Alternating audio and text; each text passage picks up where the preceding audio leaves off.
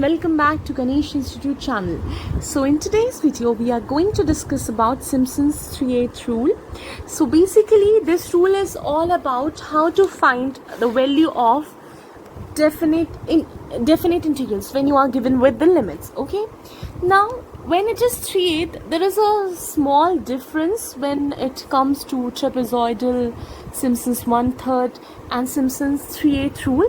So you need to make sure that for trapezoidal rule you can apply anywhere wherever you want, whichever interval is given to you, trapezoidal will be applicable as far as definite integrals are concerned. Whereas for Simpson's 1/3 rule, you can only apply that rule when you are given with even intervals. However, Simpson's 3/8 rule can be applied when you are given with the multiple of 3. Make sure when you are given with the multiple of 3. So as you can see that intervals which are given here is 0 to 6, which we can say that okay, it is a multiple of 3 and you can divide or distribute the intervals into. For example, we are starting with x naught. So the initial value is what? 0. And the final value is what? 6 for the limit. Now your interval h would be b minus a by 0. Sorry, b minus a by n. N is the maximum number of value.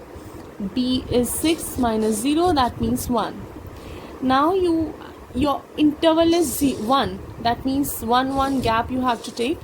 So x naught, if you are taking 0, then another 1, then 2, 3, 4, 5, 6.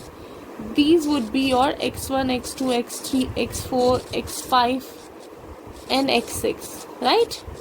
Now you need to find out the y0, y1, y2 for all of them. Now if you see here, your function is what? Your function is nothing but 1 upon 1 plus x square, right?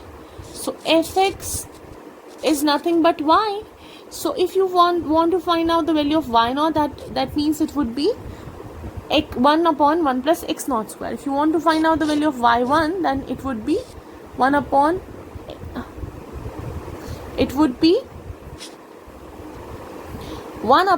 1 plus x1 square, right? If you want to find out the value of y2, then it would be 2.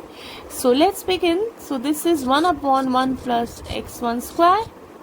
This is not 1 upon 1 plus x1 square, 1 upon 1 plus x2 square, then 1 upon 1 plus x3 square, 1 upon 1 plus x4 square, then for y5 it is 1 upon 1 plus x5 square, and then lastly 1 upon 1 plus x6 square, right?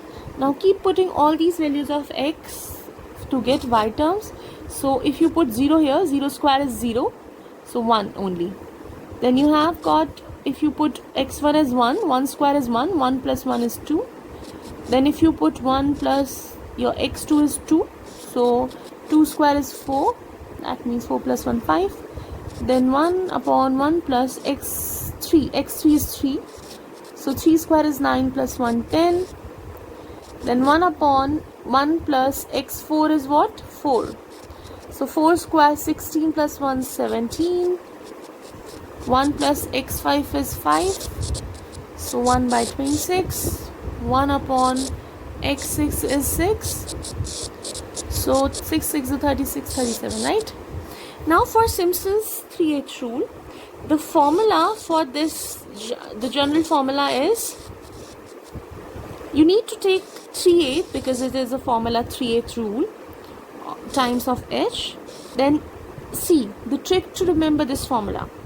Take initial and final term just as we were taking in, or we have been taking in Simpson's 1/3.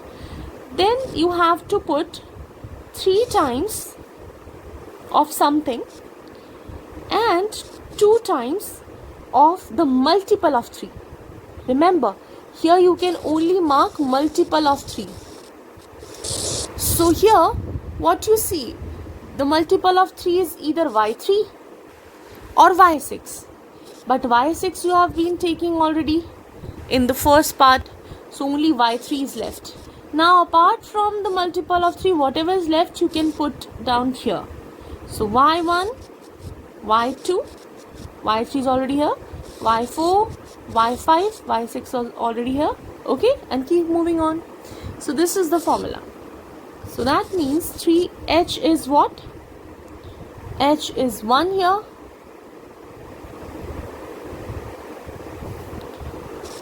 One by 8. Then y0 plus y6. If you see, your y0 is 1 and y6 is 1 by 37. So 1 plus 1 by 37 plus 3 times, except y3 you are having all the values. So 1 by 5, 1 by 17, 1 by 26. Also y1 as well, that means 1 by 2. Right? And then 2 times of y3. What is y3? We have got 1 by 10. That means it would be 0.2.